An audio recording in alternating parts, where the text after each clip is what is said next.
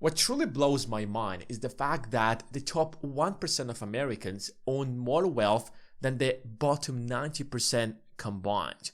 And if you take a look at the numbers, you will realize that that was not the case all the time. In fact, 70 years ago, the situation was significantly better. But we're headed in a world where wealth inequality is rising with each consecutive year.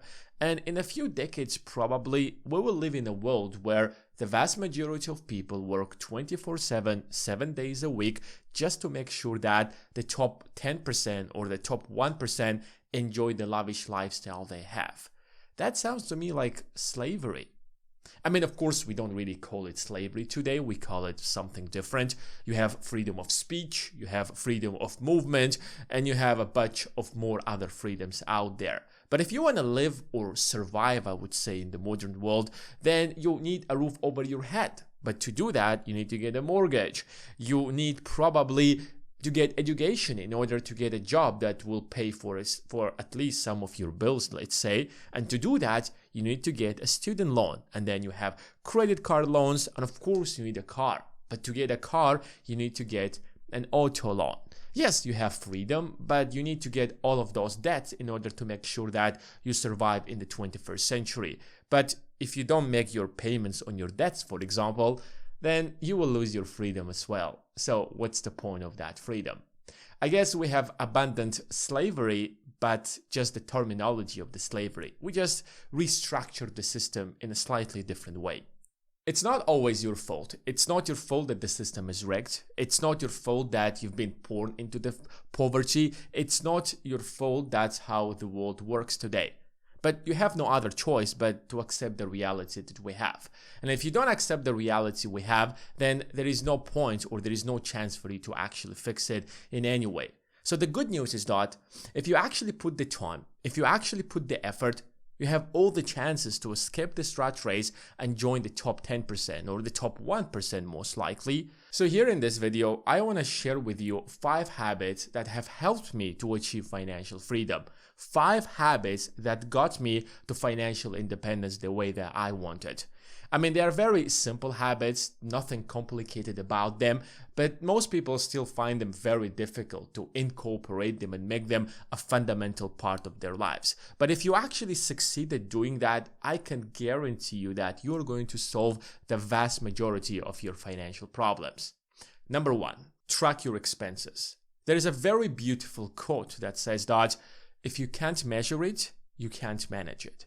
And back in the days when I just started to manage my money, I would do most of that thing in the back of my head. And that's how most people actually do it. But the problem is that your brain is really good at tricking you. Your brain is so good at making sure that you believe that you're doing a good job. I mean, what is the big deal with managing your money? I have an X amount of money coming in from my paycheck, for example, and I have, for example, I have to pay rent, I have to pay this, I have to pay that, and that's pretty much about it. Why would I actually track my expenses?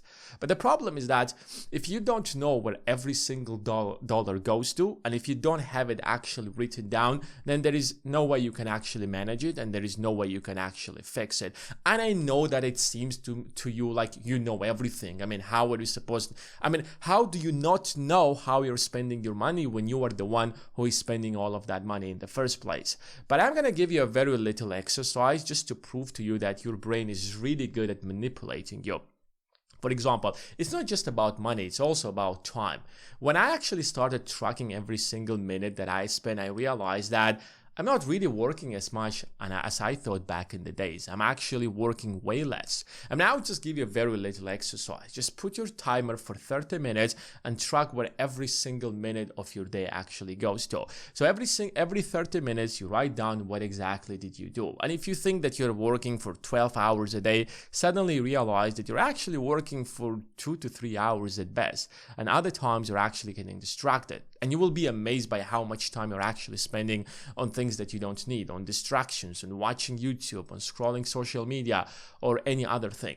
Now, the exact same thing actually goes with your time. So if you actually want to fix your financial situation, if you want to actually be, the first step for you to actually get to financial freedom is to actually start tracking every single dollar. And I know that it sounds very difficult, very complicated, but a lot of apps today, a lot of banks provide you with that service where you can actually simply use a single bank, for example, and pay everything or all of your major expenses, for instance, with a single debit card or a credit card, whatever you are using, and you will have at the end of every week or at the end of every month, and you will know where exactly your money goes to. And you have to be very disciplined with it. Otherwise, you won't really know you won't really be tracking every single thing, and you won't really know what exactly you have to cut. Now, the second most important habit I would tell you is that always operate within the boundaries of exponential growth. Now, whatever you do in life, you have to keep in mind all the time is that, can I take advantage out of the exponential growth in this thing that I do right now? If you cannot actually take advantage out of exponential growth, then I can tell you for a fact that you're actually wasting your time. Let me give you a very simple example. When you actually learn, for example, any kind of a skill, in the beginning, it is extremely difficult. And when you try it 1 day, 2 days, 3 tries, 4 times, maybe in a matter of a month, you will see very little progress. But then if you do it long enough, let's say for a couple of months, then there is a little point or a switch where everything suddenly changes and then you're really good at it. And then it's not just about you just trying to practice something, but you enjoy it, and your growth in that skill or in that sport or in playing that instrument, for example, exponentially grows. And that's how you have to approach everything that you do in life.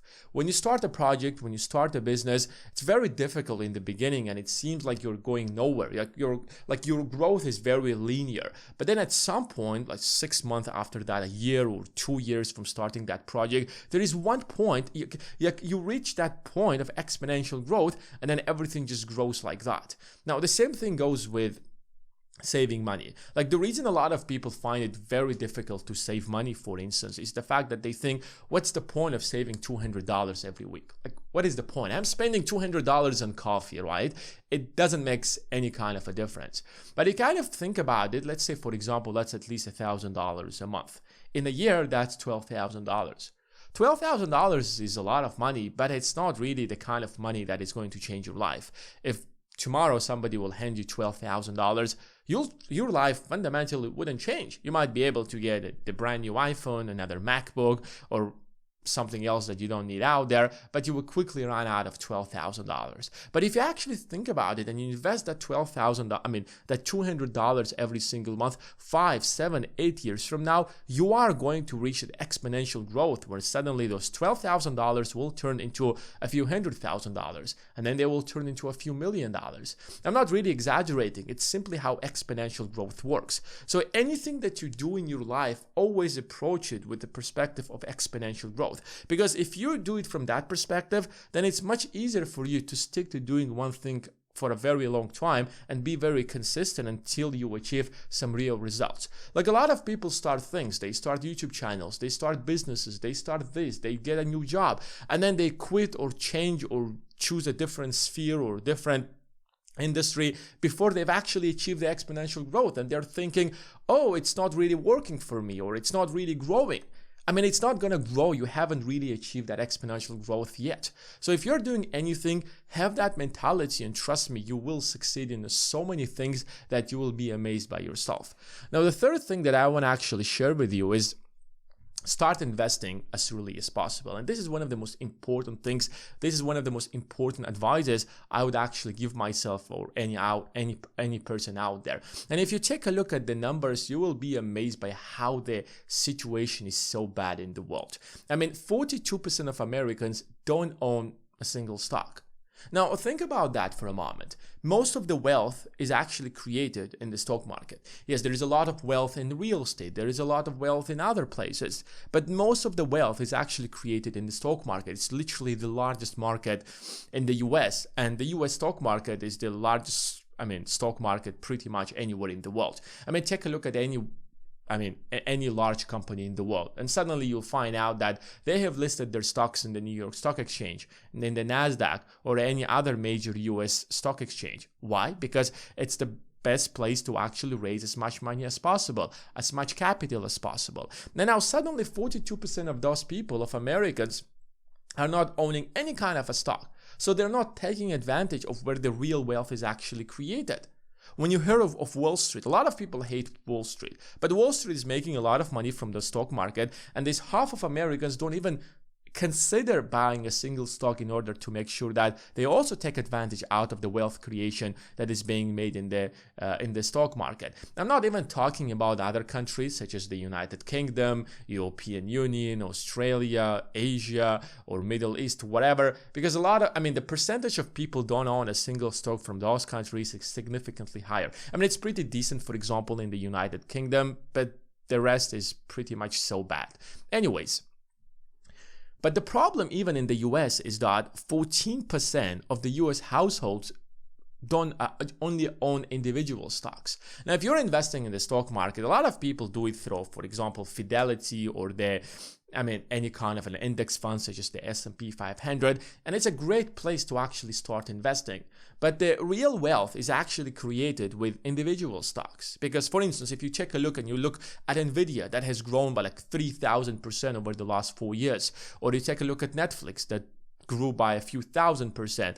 Then you have Tesla. Then you have a bunch of companies that grew by thousands of percents in a very short period of time, and people who invested on those stocks early ended up making massive amounts of money. And you only can do that when you invest in individual stocks. I'm not saying that you should invest that. If you don't know anything about it, of course, you should never get into the world of investing and never buy stocks, especially individual stocks. But that's where the real money is made. So most people don't know how to analyze companies. Most people don't know how the market works. Most people simply have no idea how all of that works. And that creates a lot of fear in people. Like, why would I buy this particular stock? What if it goes down? You know how many companies actually go bankrupt in the stock market? There are a lot of companies. So it's very understandable because we don't simply have enough financial literacy for people to actually start investing. And if you actually take a look at the numbers, you will realize that only a third of Americans are financially illiterate.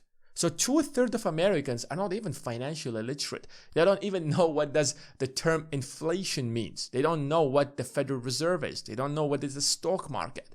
So if 2/3 of Americans don't even know don't even have some basic financial literacy, how are they supposed to start investing? So I'm not really even blaming those people. The first step is, of course, is to learn, educate yourself, understand how the market works. Because if you know how the system works, you're not going to be afraid because you just simply know how the system works. There is a level of risk, like in any kind of a business, because that is unavoidable. It involves a certain element of the future, which is literally unknown to anybody. But at least the more you know, the lower you actually down your risk. And only 41% of adults report having some money in the stock market. Because most of the people, even that small minority of people who actually own stocks in the stock market, for example, these are old people 40 plus. Not even 40 plus, probably 50 plus, 60 plus. These are the people who own most of the stocks in the stock market. If we're talking about people in 20s, 30s, and 40s, they own very few stocks. In fact, half of them don't even own anything. And that's because they have student loans, they have different kind of loans, they just got married, they got kids, and then they believe that they need a lot of money to start investing. But in reality, you can even start with $200 a week, even less than that. As long as you're serious, as long as you educate yourself, you will actually be able to do that. So probably the education part, because it's not really taught in schools, it's not taught in universities, it's not taught in colleges, a lot of people end up being financial illiterate. That prevents them. But if you kind of look at the greatest investors out there, for example, like Warren Buffett, suddenly you realize that why is Warren Buffett the greatest investor out there? And that's because he started investing when he was 14 years old, and he's the richest investor in the world. That's because he's like almost 100 years old or something like that. Now, another habit I would actually suggest you that actually tremendously helped me is to learn how to control my impulses. And that's something I would actually suggest you to do. Because if you kind of take a look at the world around you, you will realize that everything is designed around the fact that to make sure that you actually be a very impulsive person. You make money, you spend money. Everything around you is made in such a way that to get your attention, to get your money. And that's because that's how capitalism works. Now, if you want, for example, for the economy to grow, if we want to see higher GDP growth, then we need to make people to spend. People spend money, the spending goes into the businesses have more money, they will spend more money, and that's how the economic machine works. So if you stop spending money, that is very bad for Apple, that's very bad for Amazon, that's very bad for everybody.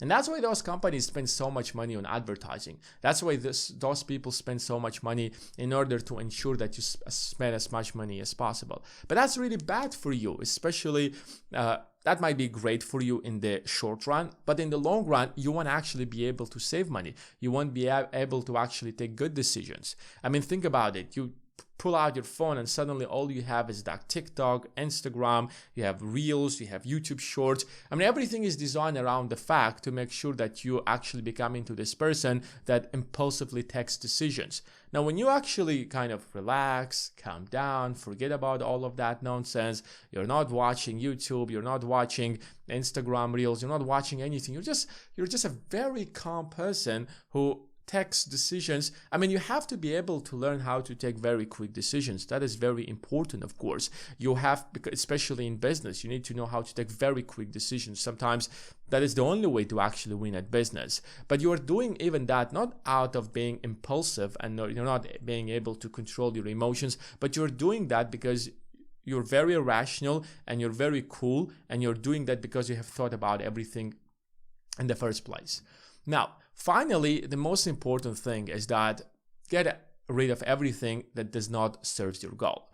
Now, if you take a look at how people live their lives, suddenly you realize that most people live their lives in such a way that they talk about things that are important to them. For example, what is important in everyone's life?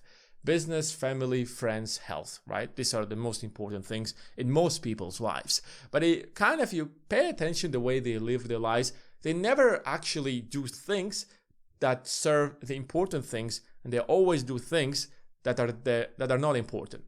Let me give an example. For instance, one of the ways to actually stay healthy is to actually have a very good sleep every single night.